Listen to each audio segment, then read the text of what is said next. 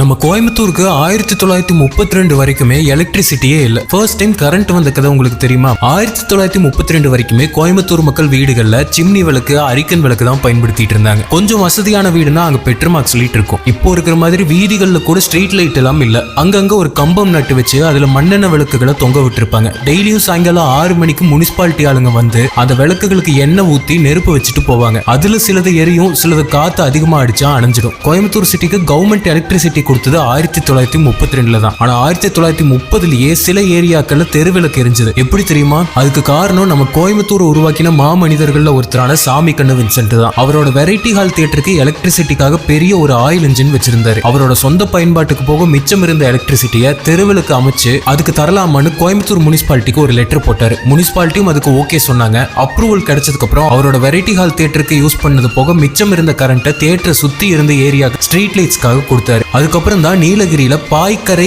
அப்படிங்கிற ஆத்துல 10 வருஷத்துக்கு மேல நடந்த தண்ணியில இருந்து மின்சாரம் எடுக்கிற திட்டம் முடிஞ்சது. அந்த பாய்க்கரை ஆத்தை தான் வெள்ளக்காரங்க வாயில நுழையாம பைக்காரான்னு மாத்திட்டாங்க. அந்த பைக்காரா மின் திட்டத்துல இருந்து கிடைக்கிற மின்சாரத்தை கோயம்புத்தூர் சிட்டிக்குள்ள டிஸ்ட்ரிபியூட் பண்ணதான் அப்போ டாடாபாத்துக்கு பக்கத்துல இருக்கிற பவர் ஹவுஸ் கட்டினாங்க. அதுக்கப்புறம் 5 வருஷம் கழிச்சு 1937 மார்ச் 31 5.5 லட்சம் செலவுல கோயம்புத்தூர் ஃபுல்லா 2366 தெருவிளக்குகள் அமைச்சு எரிய வச்சாங்க. 1947 நம்ம இந்தியாவுக்கு சுதந்திரம் கிடைச்சப்போ நைட்டு கோயம்புத்தூர் சிட்டில மட்டும் 4667 தெருவிளக்கு பிரகாசமா எரிஞ்சிட்டு இருந்தது.